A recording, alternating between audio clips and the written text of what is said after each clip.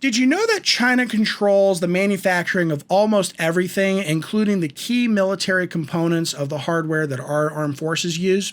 Talk about a national security crisis.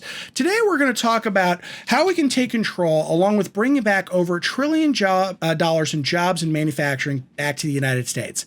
I'm Sean Kenny, and this is Rock Logic.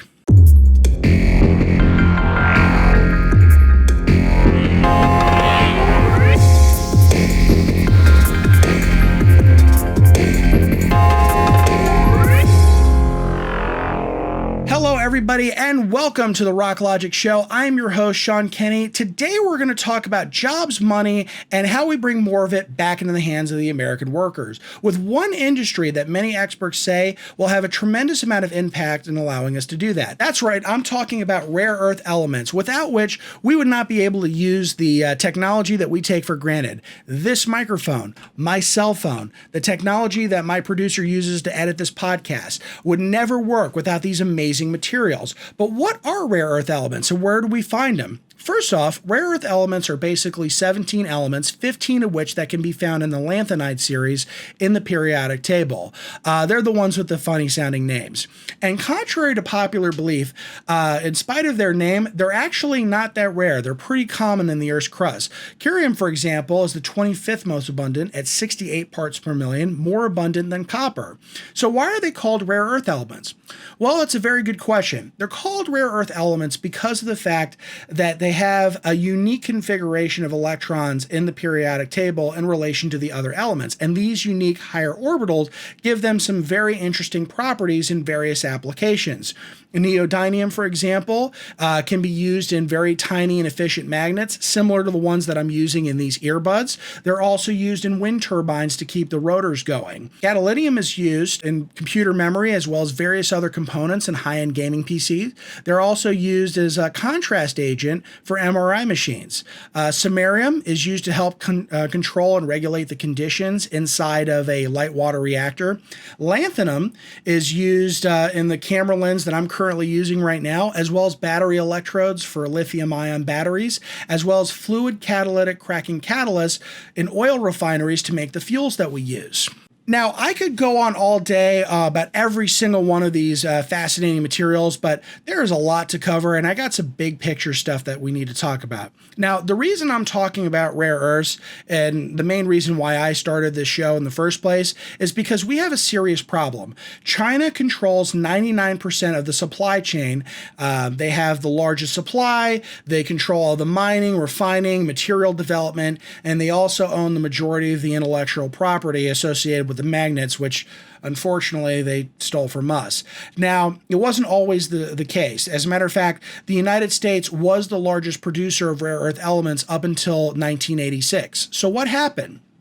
Well, in the 1980s, during the nuclear proliferation talks between the U.S. and Soviet Union, we actually coordinated with the IAEA, or the International Atomic Energy Administration, in regards to setting terms and clear definitions in terms of what is nuclear source material. Not a big deal, except for the fact that in regards to rare earth mines, thorium is always found in correlation with rare earth materials. And with these new defined regulatory terms, the fact of the matter is that a lot of the mining companies just didn't want to touch it after that. It was too much of a burden for them to deal with. Now, I'm certain that Ronald Reagan and Mikhail Gorbachev had the best intentions when they set these terms into play, but the fact is they could not have possibly have understood the effects on the rare earth mining industry or the manufacturing industry for the 21st century. Hell, the neodymium iron boron magnets that are used in these earbuds hadn't been invented yet. Now, this, of course, has led to an opportunity for the Chinese. You see, unlike our politicians, and where the majority of them probably had a career started in either business or law, most of the Chinese political aristocracy has educations and scientific backgrounds. Many of them have PhDs. They understand what thorium is, and they understand the value of rare earths, and they saw a long-term path to conquering the world. Over the next 2 decades, they would mine these materials, develop the technologies, work with international companies in the US and abroad to set up manufacturing for people who are looking to outsource manufacturing into China for the cheap labor costs. And for the longest time, they still were exporting these materials up until about 10 years ago. Once they achieved 99% market share, the Chinese made it very clear to anybody in this business that if they wanted to continue getting these materials, they needed to set up shop in China, they needed to hire Chinese workers, and they needed to buy the rare earth materials from a local market. This completely destroyed the manufacturing economy here in the United States and took away millions of very good middle-class jobs from Americans. Now, if that wasn't bad enough, the rare earth elements that we use today in our consumer goods are also heavily reliant in the military hardware that's used by our armed forces. The gyroscopes in the Patriot missile system, the electro-optical targeting system, the radiation-hardened electronics inside of our space satellites, as well as the integrated circuits inside of drones, all use rare earth materials. And the fact of the matter is that China has an unreasonable amount of control in the manufacturing of these key components used by the U.S. military.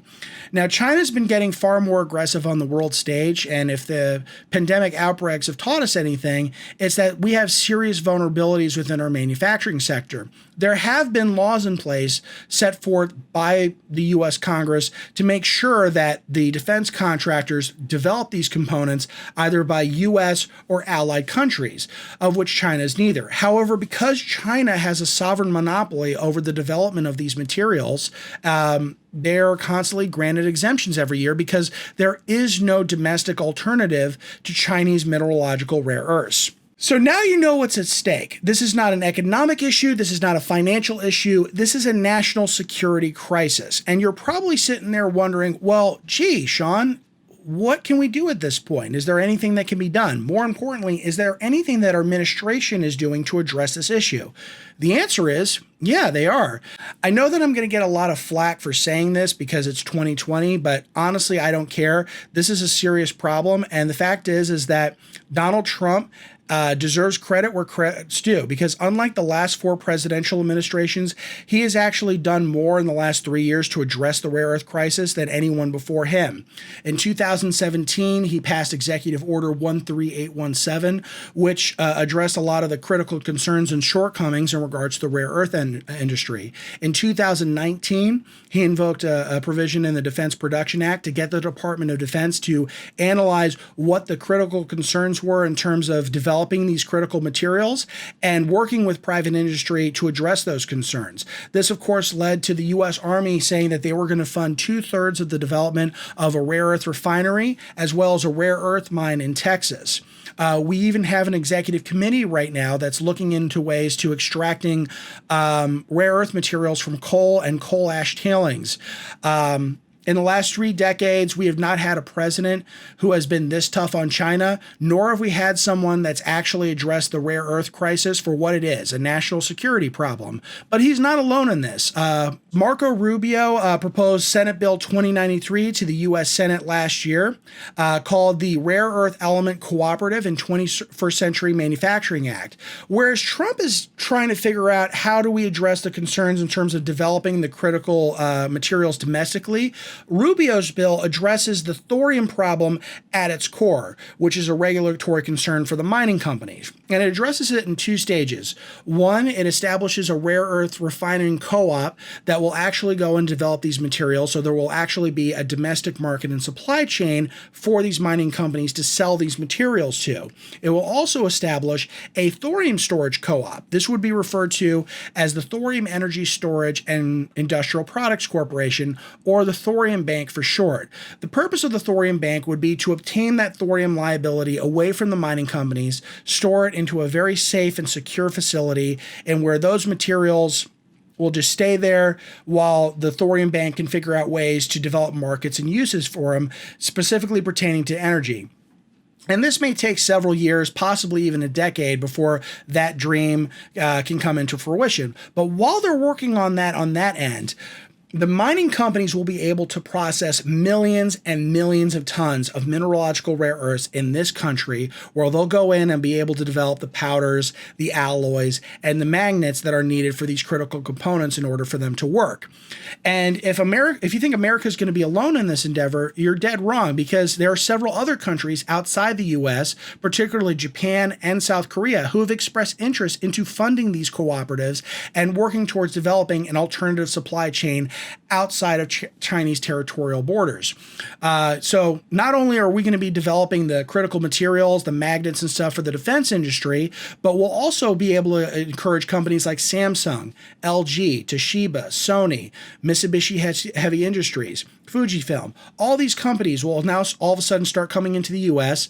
They'll set up shop, open factories for manufacturing, hire American workers. So we'll actually be able to develop these products in the United States.